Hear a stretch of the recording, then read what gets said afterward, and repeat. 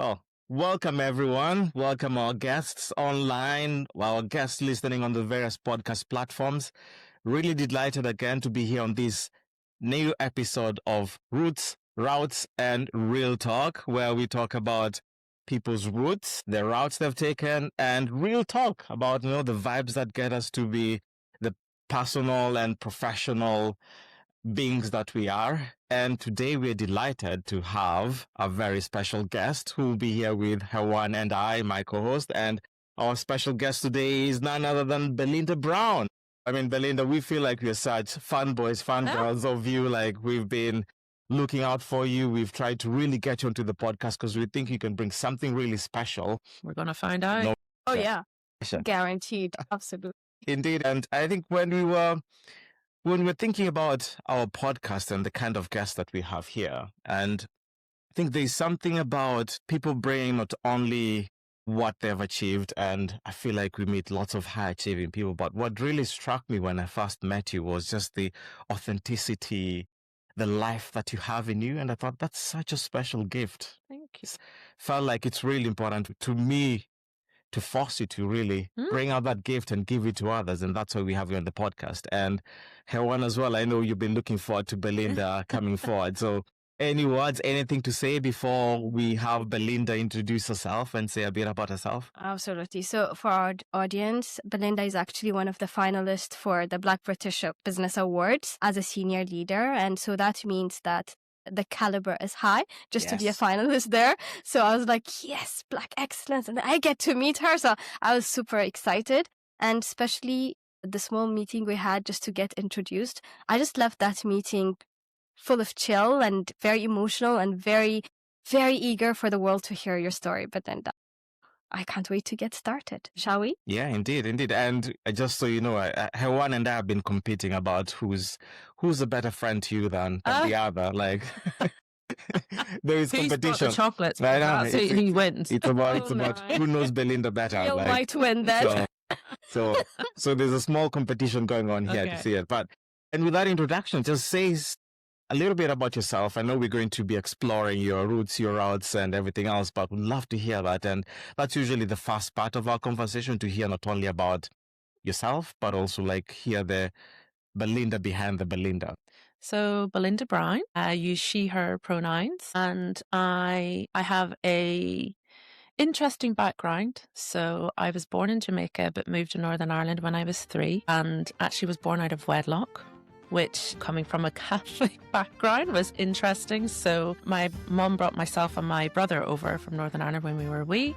So you can imagine growing up, 2 brown babies, born out of wedlock, in a Catholic family, with accents. And the reason I say that is because I often start by explaining that I'm an immigrant, and that will evoke certain responses, but it's an important part of who I am. And so I grew up in Northern Ireland, working class, single parent household for a lot of it. So know what it's like to navigate different cultural, social ecosystems, and know what it's like to not always feel like you belong in a space, but also very cognizant that those experiences really have made me who I am, and they're a real unique part of me. And I think I sometimes explain to my son that it's my superpower, because I think I can connect with many different people in many different ways because of my own lived experience. And so that would be the other thing that I would say that's a very important part of me. I have a little boy, he's 8, he is my sunshine, my brown boy joy, I call him. And he's not just my why, he is my grounding force. He has taught me motherhood has taught me so much about my identity, actually, about the things that really matter to me and the impact that I want to be leaving in the world, and actually really shaped my leadership as well, in terms of bringing empathy and different perspectives and sharper prioritization to my leadership. The other thing that I would say, and I wasn't sure whether I was going to say this, but I'm going to say it. Yeah. Go ahead. This is the place. But another really important facet of my identity is I'm divorced. I went through a divorce a number of years ago, and there initially it was there's stigma attached to that, and what does it mean as a Black woman being divorced and being a single mom. But actually, it was a defining moment for me. I had to literally rebuild my life personally, and all while going through COVID, all while still trying to show up as the best mom, and all while trying to progress in my leadership. And I'm very proud of myself actually for how my ex and I show up for our son.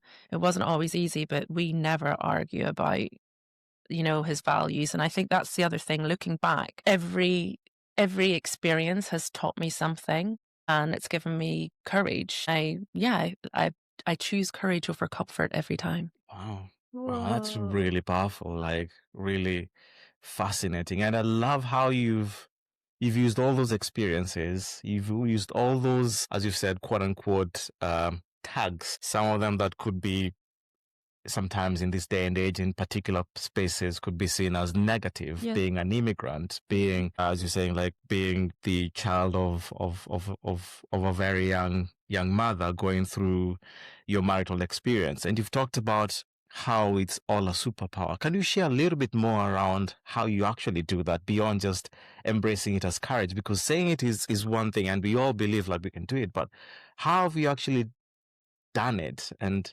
done it well? And also, have there been places where it's actually not worked out? Because it seems very strong and polished, but there must be quite a lot behind the scenes. Yeah, there's always. So,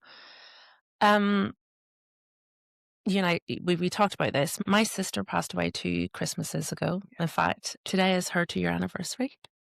May she rest in peace. Mhm. Yeah.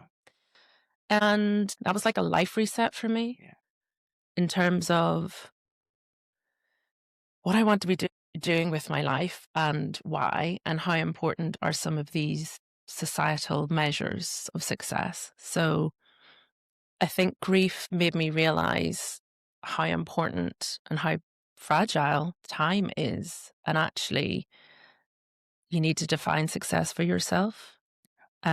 So we all use that expression, you only live once. Well, I tell my son, you only die once, you live every day. So every day, what is it that you want to be doing and leaving? You only die once, you live every day. And every day you wake up, you have a choice. You have a choice how to live it and how to connect with people. And I think that is beautiful. And we probably get so wrapped up in the busyness and the rat race and the titles and the prestige and the status that we forget how blessed we are every morning when we just wake up. Cool. So that has been defining for me. I think the other thing is learning to lean into your purpose. So first of all, defining what your personal purpose is. Yeah. I don't think a lot of people actually sit down and go, what is unique about me and what do I bring to the world and how can I get the best back from the world?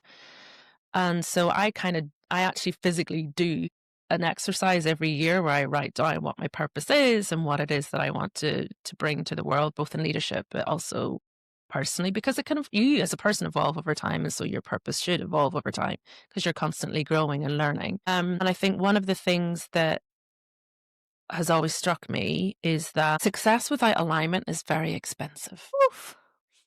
It's expensive for your mental health and your emotional well-being and actually how you show up to your family and your friends and your community every single day. My earlier definition of success was the titles and the qualifications because that's all I knew. And for me, it was almost like a validation, external validation of my capabilities. But actually, when you strip away the titles, who are you? Who are you? And what do you want to give to the world? And that's so hard in this day and age. And I remember when you first mentioned that to me and you said, we always go into conversations with, hi, I'm Serufusa and I'm the chief of staff, this. Hi, I'm Belinda and I'm this and that. Hi, I'm Hewan and I'm this and that. And when you talk to me, I tried an exercise where for the next following week, I tried to introduce myself without using my job title. And it's hard. It's so hard. Because people, it's one of the first things that people ask you, what's your name and what do you do? Yeah, because people want to place you also as well. It's an excellent placement. And so since then, I keep on introducing myself and saying, I'm Serufusa and my purpose is to make your life as easy as possible. So, And Belinda, what is that's- your purpose in yeah. life? What have you found it to be? So I explain it as being a leader that people choose to follow. Because again, going back to everybody has a choice every day how you're going to live your life, and every day I try to leave behind something positive, and it can be, it's going to sound a bit naff, but like buying someone a coffee, or just giving a smile to someone, or a mom and her kid are in the supermarket and the kid's freaking out, and you just go, just give her the look, because it's moments of gratitude, I think, that remind us why we're here. I think that's it. Cool. That is such a wonderful way to tell us where you've arrived now. And I was wondering, like, you've went through so many hardships. How did you stay resilient throughout your journey? Like, from being an immigrant to where you got here, like the different steps you had to take, being on scholarship. Like, how do you remain resilient? Because it's great to arrive at this moment, but I think people just lose their way as things get difficult.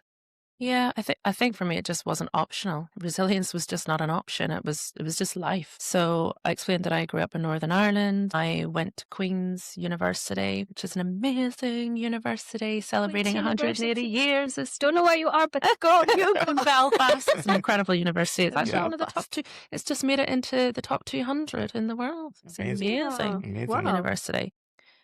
Education was always kind of positioned to me as a route to success, but it wasn't always guaranteed. It's something I had to actively earn and pursue and protect. And I was the recipient of financial aid throughout my university years. So I have a master's in finance and a BSc in finance. And for 3 of the 4 years of my undergrad, I received a bursary, which was called the Hardship Fund. And then I won a scholarship for my master's.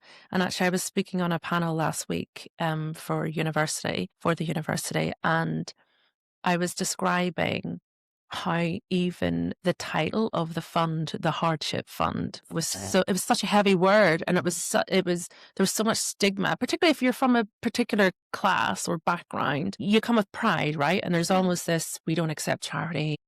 There's always someone worse off than you. We always heard that, at least you have a roof over your head. Yeah. There's always someone worse off than you. And so, there were days was I'm not even sure I can see this through. And I was describing last week that a lecturer, a very astute lecturer, took me aside and said, Belinda, this isn't charity. This is an investment in your future self. And that changed everything for me, because it gave me belief, and belief brings change and confidence. Seeing it as an investment in myself, when he said that to me, I was like, I cannot squander this either. I'm not going to squander this. I'm going to work hard, because this is an investment, and I got to make sure that the ROI is good.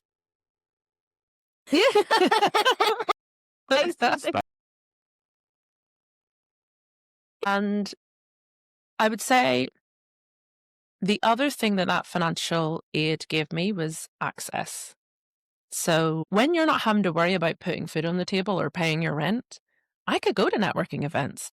I could go to lectures. I could go to, the Big 4 training things. And that gives you a different type of currency. It gives you social and cultural capital, which arguably, when you come from a background like mine, is more important than just the financial aid, because suddenly you hear the language that people are using, you see how they're dressing.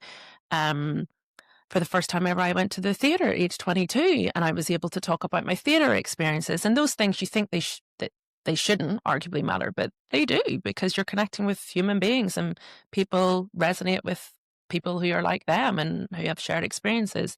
So I would say that's the other thing that's really important about financial aid, is that it also gives you a different type of currency to move through life. And Queen's for me was the first place where I truly felt I had something to offer, rather than being reminded of all the things that I was lacking in. It was transformative for me, that education. One of the other things that I had was a year out, a placement year, and I did that in London. So again, moving to a city by myself, having to just make it work. getting on the tube, like in Northern Ireland, public transport just didn't work very well. So we were always walking or cycled everywhere. So I was like, what is this? What are all these lines? Oh my goodness. But that also builds and shapes you in a different way as well. And then I entered the corporate world and Yeah. Yes. I'm gonna say well now. Truth is coming out. I know what it feels like to navigate spaces that are not built for people who look like you or come from your backgrounds. And it is tiring and it is hard and it's draining and you're questioning yourself every single minute. And sometimes I would walk into a room and I would be the only person of color, the only woman, the only person who didn't go to Oxford or Cambridge, the only person with an accent. And sometimes I would walk into a room and be the first, So when I got promoted to director level, I was, I think, one of the first women to have got promoted just after coming back from maternity leave and working flexibly. And those, that can be a lot, because people are looking up to you and aspiring to you, but it's also a responsibility because you feel like actually you want to break the mold because you want to be the person that you needed to see when you were younger. But yeah, it can be heavy too, And then just navigating as a mom as well. There was stigma around that as well. I went back to work fairly soon. I say fairly soon, but mothers have babies, but parents raise children. So I went back to work when my son was 7 months old and his dad took paternity leave. Yeah. Family leave, which was quite rare at the time. I know it's more common now, but that raised a lot of eyebrows in terms of, oh my goodness, how could you leave your son behind? And I'm like, I'm leaving him with his dad? I just haven't left him in the corner. I was like, he signed up for his dad. He's with his daddy. He's all right. And again, that sort of stuff has also shaped my leadership in terms of if you're going to say something, role model it. If it's important to you, do it. And they have an amazing relationship because of it. And actually, it allowed me to come back to work and not worry about him. And that's really important. And I think, family leave is really important in terms of an offering, not just for women, but also for dads as well. And I literally just got up and went to work and was like, you figure it out. But he dropped a nap, he helped with weaning, and I was traveling. At the time, I was traveling a week a month. What, were you in Big Four, one of those? No, I was at Diageo at the time. Yeah, in global audit risk. Yeah, oh, that's big. Director, for Europe and Africa. So I was away a week a month, and that experience, just knowing that he was with his dad and I could go away and just be me. Right. But I was judged. Coming back to work early. But what I would say for me is that motherhood did not dilute my ambition. It just refined it. So I came back to work in 4 days and I did my full working week in 4 days. And then I had my Friday with my son. And then we had weekends as a family. And then there would be the week that I was traveling. And that's an important part of my identity too, like being the best mom, but doing it in a way that fits how I want to also come across professionally. And motherhood and ambition don't need to be mutually exclusive. They can coexist in harmony. You just got to find what works for you and for your family. And that looks different for everyone. Yeah. And I love it. Like the story of social mobility, feeling out of place every single time and having to justify why you're here. How, like, I so relate to that as well. I mean, I come from Ethiopia, so Fusa comes from Uganda, Kenya. So it's maybe not like social mobility within the same country, but it's like social mobility from another country. And then within the places where people feel so comfortable and you're out of place every single time. And then your story of now being judged as a mother who's coming back too early, like it just never stops, right? This eye of the other, like trying to doubt you, to find faults. And I feel that as Black women, especially, we get extra analyzed. Do you feel that? Yeah, I say often that we're both hyper visible and invisible at the same time. Yeah. And dealing with that juxtaposition is crazy, so you're overlooked for promotions and opportunities, but then the second you make a mistake, it's all over the place, and now you're representing all Black women. So yeah, that can be an emotional burden to carry, I think. And I love what you said about social mobility, because I actually don't think companies have cracked that yet. And it's going to be really difficult because your gender and your race are visible mostly. People from lower socioeconomic backgrounds who have been socially mobile, in my experience, go to great odds to hide that, right? I hide that I was on free school meals and I had a bus pass, because there's certain biases and judgment attached to that. So you go out of your way to actively, I guess, social camouflage. Yeah, social camouflage. Wow. And therefore,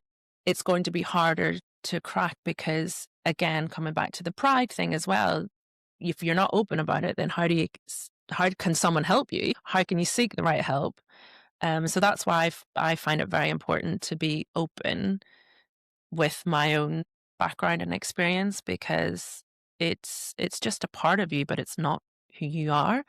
And I think your story doesn't have to start perfectly for it to evolve powerfully. And we need to be having these difficult conversations and realizing that people need different levels of support. So an example I would give is that throughout my corporate career, I only had white coaches, and I was very fortunate to have black coaches. But there were just certain things that I could not speak to them about because they would not get it.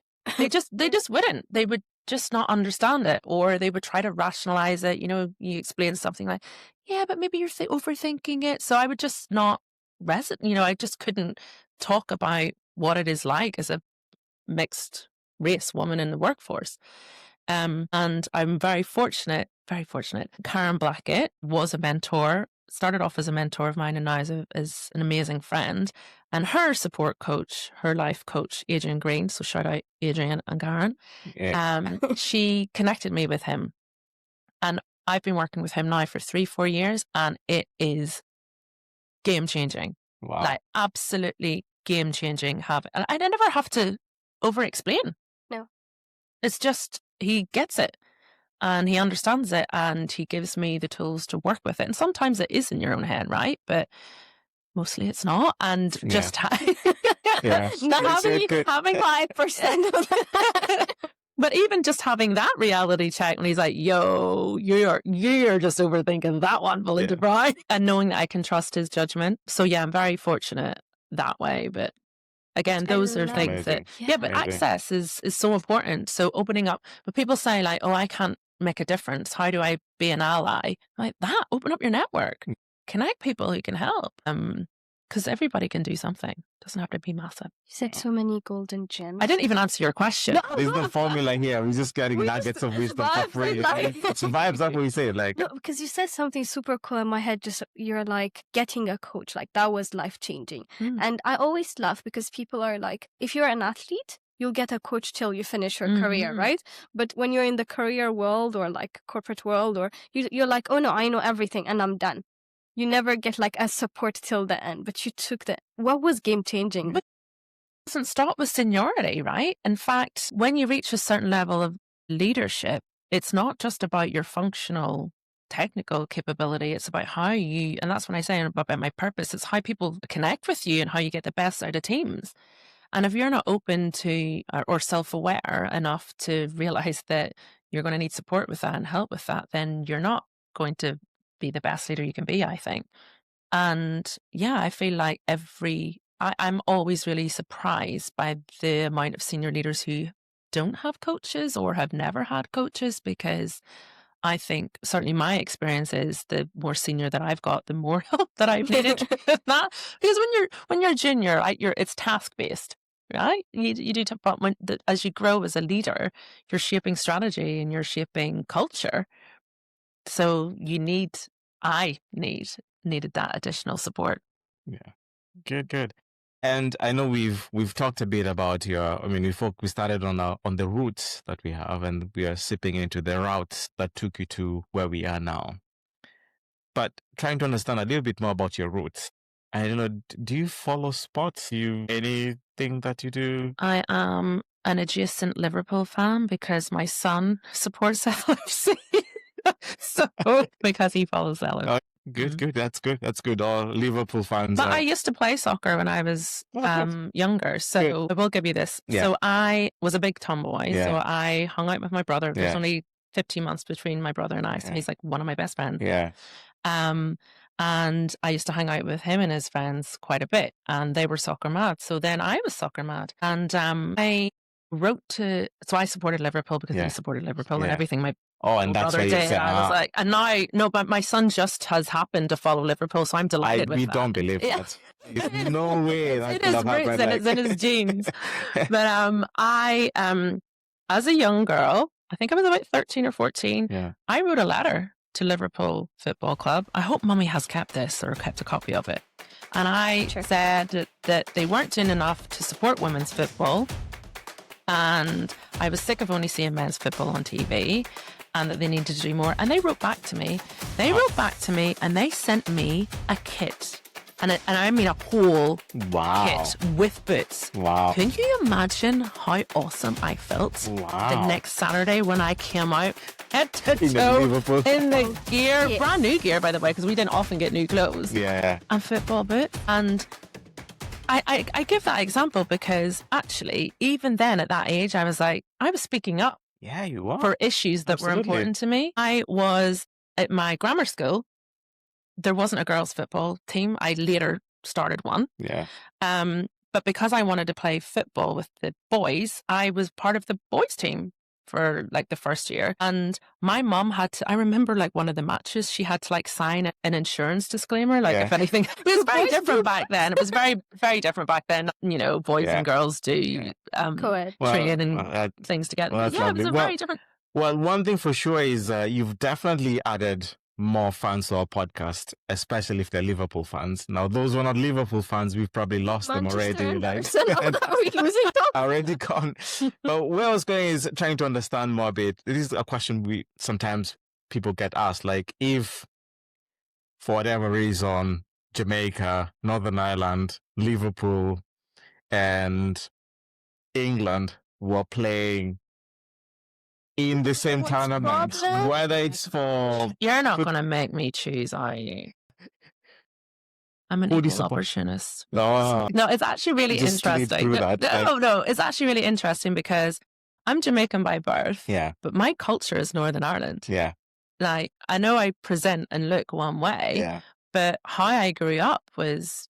You're shaped by your experience, right? And I didn't grow up with my dad's side of the family. Yeah. And actually, when I moved to London, I was really excited about being welcomed by the Black community. And actually didn't necessarily just happen that way because I didn't have the cultural references or, I didn't cook big meals. And, we did, but it was spuds.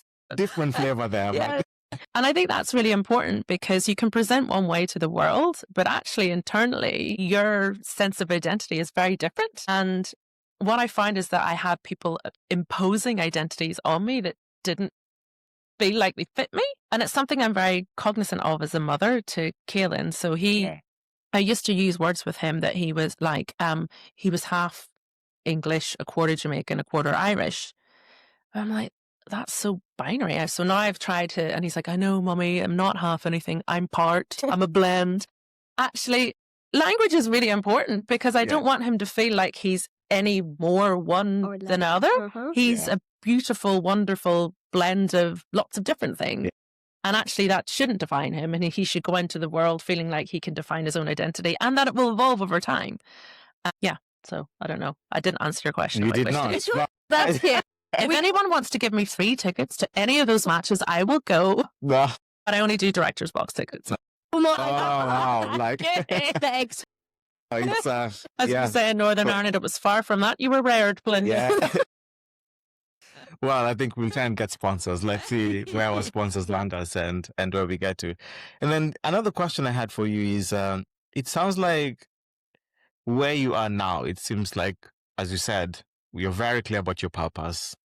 You're very clear about where you want to go. You have a lot of clarity about the journey going forward. But looking back, maybe when you're in your 20s, when you were 13 and others, how did you define where you wanted to go?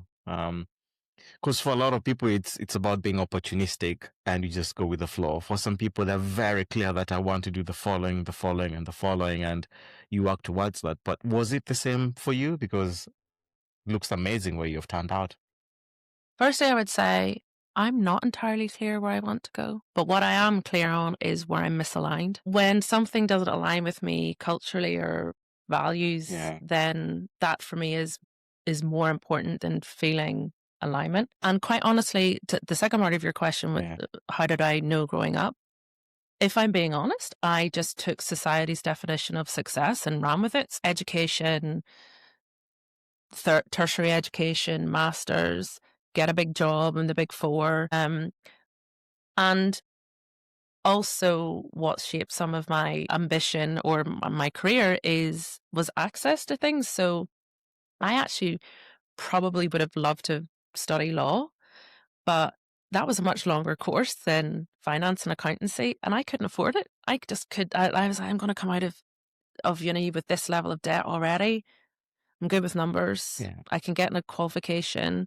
And again, that goes back to some of this external validation thing, which I think when you're younger can be very important, and actually even now can be very important. So I guess I allowed other people's definitions of success to shape me. Not saying that's a bad thing, but I didn't know much differently. And the other thing is I was chasing security and stability. And that is okay. Like I sometimes tell my mentees, it's all right to chase the money when you're younger. Chase the money, get security, get a good job, pay off your student loans, buy a house if that's what you want to do, and then give back. But I think there's a lot of pressure on young people to be the best professionally and also like giving back and mentoring and stuff. And I'm like, there's time for it. There's time, like what is it? Who said it? Earn, learn and return. Earn, learn and return. Yeah. I can't remember who said that. Right, sounds Denzel amazing. Washington? We'll add it in the footnote. Something like that, yeah. Earn, learn and return. So earn, then learn, and then give back when you're in a position to do so. Going back to what I'm doing right now, and the alignment, and we talked about it being misalignment being very expensive. All I know is that what I want to do professionally needs to be anchored in values, needs to be aligned to my purpose, and either the direct work or indirectly, I'm making some sort of impact in the community.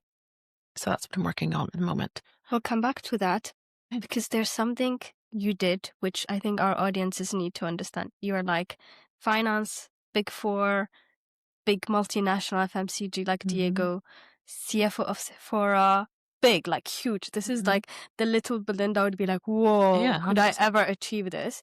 And then you achieved it. And then what was the moment that made you say, this is not for me, maybe I need to do something else? As I say, misalignment for me just makes me feel so icky that then I'm open to different opportunities. But also, like, as I said, the death of my sister, like life is so precious. I want to feel like I'm, earning, but also learning and returning. It's the time. Yay! We made it. So sometimes you can earn a little bit less because you're learning more and you're returning more. And, those things ebb and flow. You got to find the balance that works for you. And that would allow you to achieve your purpose of being the leader people choose to be with. Because you're so aligned to your purpose, your vision, your everything that people are like, yeah, that's authentic. That's fair. And it's different. We talk about representation, I think, quite a lot, but I also think sometimes it's more optics and outcomes. And I've been in spaces that are diverse, rooms that are diverse, but actually the voices that are being heard are the same voices. So that is just tokenism with better photography, to be honest. Because it is. Because if you have a diverse boardroom, but the people from marginalized communities are not allowed to speak or not allowed to be heard, then it's pointless. It's a truth bomb, yeah. Yeah. So I think success will be when diverse perspectives are valued and not just tolerated. And I'm not sure that every organization is there yet. And in fact, recently, personally, I feel like we're going backwards in some places, and that's heavy. Yeah. Yeah. That is heavy. And that's why it's really important to surround yourself with your community, because times can get tough and you need to make sure that you've got the support network that you need. Yeah. And this is why it's so important to have this conversation, because if it's not said out loud, then it just gets pushed under the rug and nobody thinks there's a problem, right? Yeah, and my experience is it's lonelier at the top. The higher you go, the more lonely it becomes, which is really weird because I was under the impression when I was younger that once I'd made it to a certain level, my credibility and my technical excellence would speak for itself. But actually, it can be lonelier because you're not as open to being vulnerable in the same way you were. You are more exposed. We talked about being hyper exposed. You don't necessarily have the same level of peer group that are at a similar level to you, or it can be harder to find. And then sometimes you just don't have time. If they're out there, you don't have time to. Yeah, so it can be lonely. And again, going back to the importance of my support coach, even just having that check in with him is reaffirming and grounding for me. And wanting to explore one thing, if you may allow me to, and it's around grief. And you talked about how your sister passing away has shaped you. And unfortunately, for a lot of us, we've gone through grief. We've gone through experiences. I mean, I lost my parents as well. But reflecting on my experience when my parents passed away very soon after each other was, I actually didn't, and it sounds like you came out of it in a different way, but for me, it was such a stab in my heart that I lived and that pain defined me. And I felt like I made choices then that I now regret up to this day. Really? About my life, about my relationships, about the work that I did. And I know there are people out there who are probably going through the same thing as well. And it sounds like you've used your grief to shape you or to shape your choices in ways that are positive. So how's that possible? How can someone do that? I think I said I didn't allow grief to define me, but allowed it to refine me. So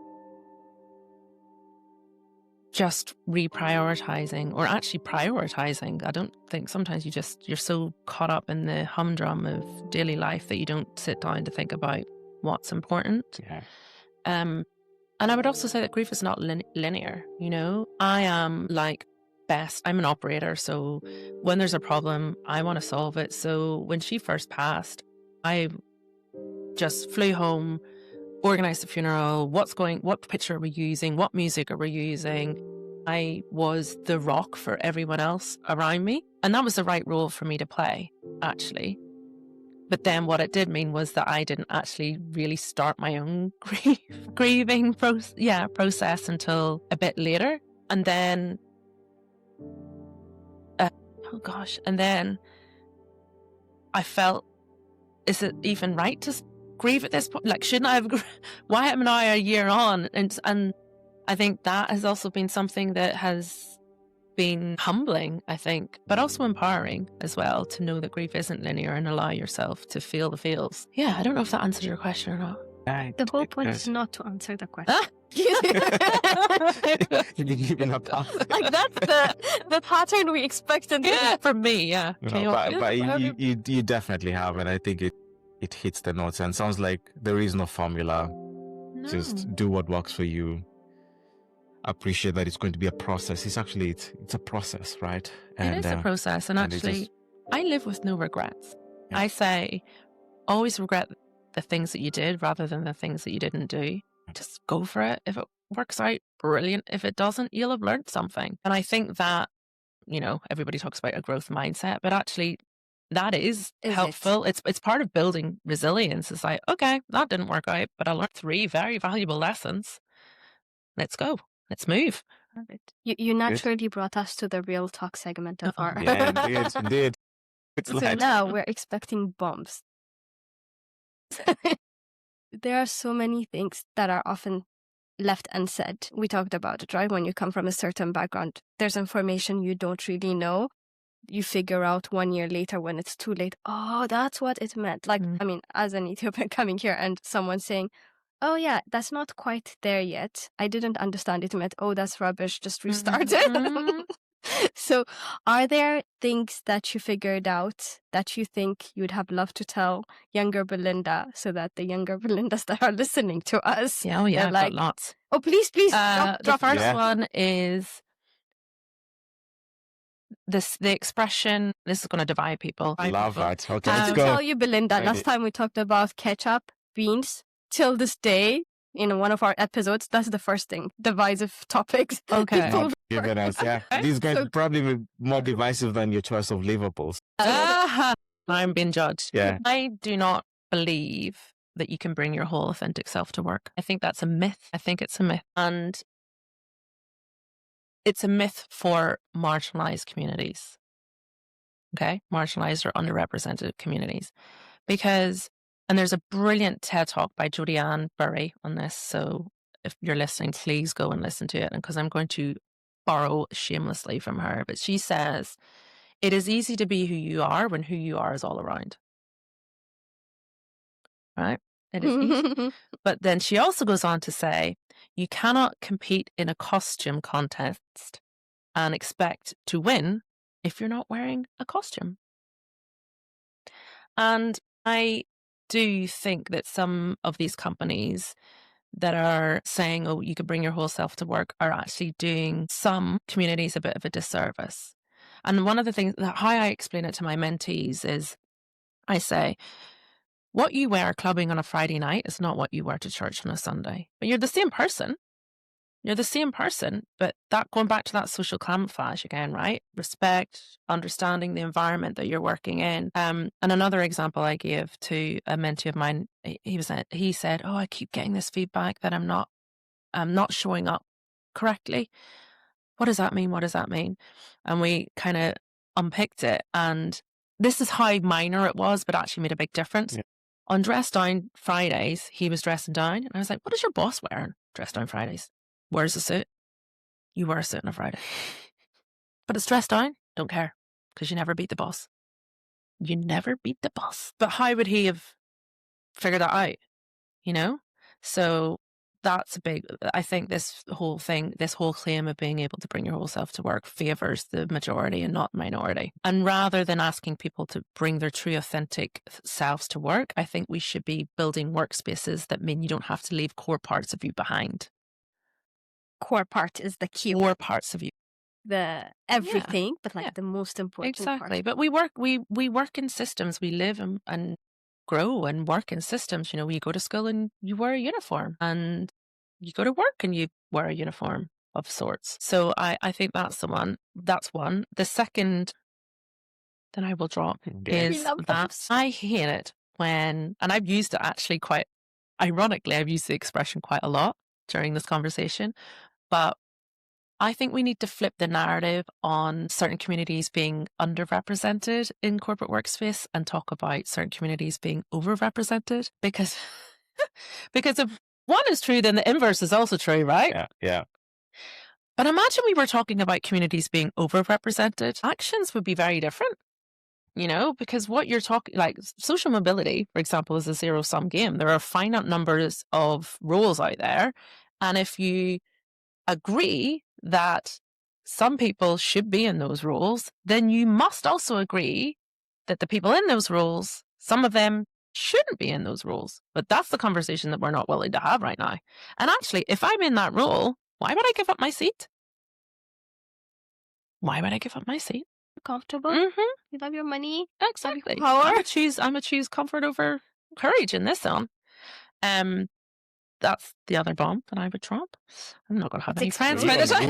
You're on a roll. Like this is. What is the other thing? I don't like the phrase "people of color," even though I've used it, because white is a color. It's true. And when you use that phrase, "people of color," I think what we're doing is grounding white as the default and everything else is othered.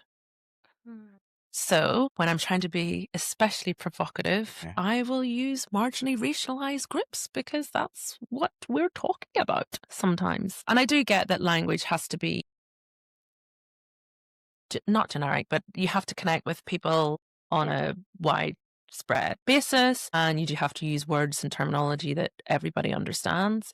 But I think language is so important, particularly in certain spaces, that being very intentional about what you're saying and what you mean is really interesting. Oh my God. We went everywhere. Wow. Good. And going back then to trying to close up and real talk, 2 questions for you, if I may. One is, will be interesting to hear what present you've got for your son for Christmas. Okay. When is this going to be aired? And In January. Okay, So good. it's fine. He won't know. no. Yeah. Oh, yeah, make him not listen. And then secondly, I'm curious as well about what musical, if you had a soundtrack to define your life or where you are, like what songs or what music would you use for that? So, Diggity, no doubt. wow. I like the way you work. Yeah. Diggity. No, diggity. That's the first question that you've actually answered. Let's take a. How long have you taken out? Like You should have the first question.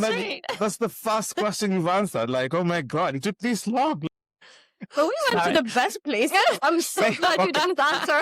Right. When we like that, yeah, go ahead. What? No diggity, no doubt. No diggity, And no doubt. then, yes, Blackstreet. Yeah. Classic. If you want to get Belinda Brown on the dance floor, that's what you play. Okay. That's what you spin. Okay, Good. And then first question, answer secondly. What have I got my son for Christmas? A table tennis. Table tennis.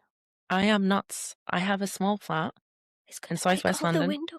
Are you ready? I thought you were worried I don't even know where it's going to go. When it arrived, I was like, oh, I'm not sure I measured this. So I must have been like confusing metric. I'm just like, that's big. Okay. But he's going to be very happy. He's going to love it so much. So the question I have in my head is, who is he going to play against, though? Hello. You're She's playing. there. Wow. Sports person of I the am year. so I'm competitive. so worried about. Listen, when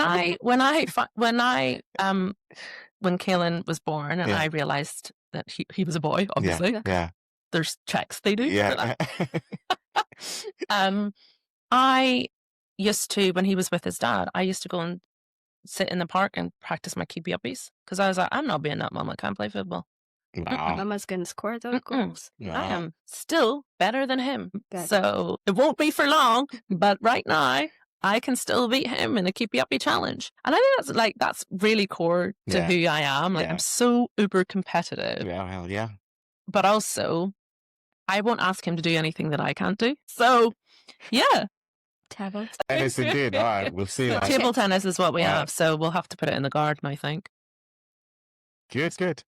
Right, table tennis, you've answered. No diggity, no doubts. But Questions Blackstreet answered. answered straight away. Like, Thank you oh, very now you're in a roll.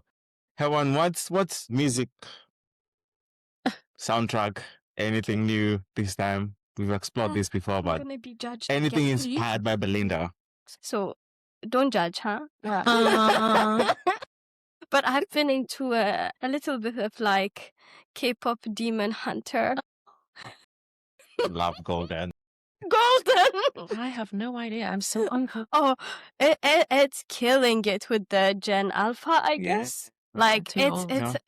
it's, like my Spotify rap, I'm 21 years old, apparently. So, yeah, Golden, Right. yeah. I haven't. Golden- I'm scared because I'll Okay, probably show up at I'm gonna 75. I'm going to send you the link. Okay. It's very catchy. My son will probably love Yeah. it. He- but He does. And actually, so my daughter's 9 Mm. and all of them are are into K-pop. K-pop. So Is it- coming your way. 'Cause So, sadly, my son takes his music taste from his father. She listens to like Coldplay and what's the other one? Tom Grennan. I'm like, what is this maudlin music going on? Like, yo, some hip hop and R&B, please. No, dig it. And then The other one, I was just thinking the other song that I would choose is 99 Problems. 99 Problems. Oh, yeah. Oh, But the yeah, excellent yeah, one. Yeah. Going for a Jay-Z. I love Jay-Z. Jay-Z is That was your choice last legend. time, right? Indeed. Yeah. I had a Jay-Z. I had a Jay-Z last time. Yeah. Yeah. 99 Problems. Good vibes. Now I Yes. understand. I've got 99 problems, but a podcast ain't one. This is gonna go in the promo now. Said it right here. Okay, today, what's your What's my soundtrack? my soundtrack? So it's inspired by a couple of things. So and these are inspired by Belinda sort of kind of vibe. So one, I saw the Jamaican roots is. Then secondly, in whatever, and it's come a lot in my conversations the last few weeks, months, about this idea of independence from an African country perspective. So I'm from Uganda and grew up in Kenya, about what independence means. Also, not only independence from a country perspective, but independence from a mindset perspective, about being independent and thinking about yourself and how you can self-improvement, that idea of hope and all that. And for me, a song that I was listening to that I really enjoy is anything by Bob Marley. He's been really big, and just love Bob Marley, because I remember growing up and you'd hear No Woman, No Cry. You'd hear the survival song. You'd hear, he even had a song called Zimbabwe. He had a song called songs called Africa Unite. And so I think that Bob Marley vibe, like that, this free spirit of not only just his mindset, but also the carefree dancing. Like, he was not a dancer anyway, but he could just jive and rock and enjoy. For me, that is my soundtrack that I've been listening to and enjoying the last few weeks.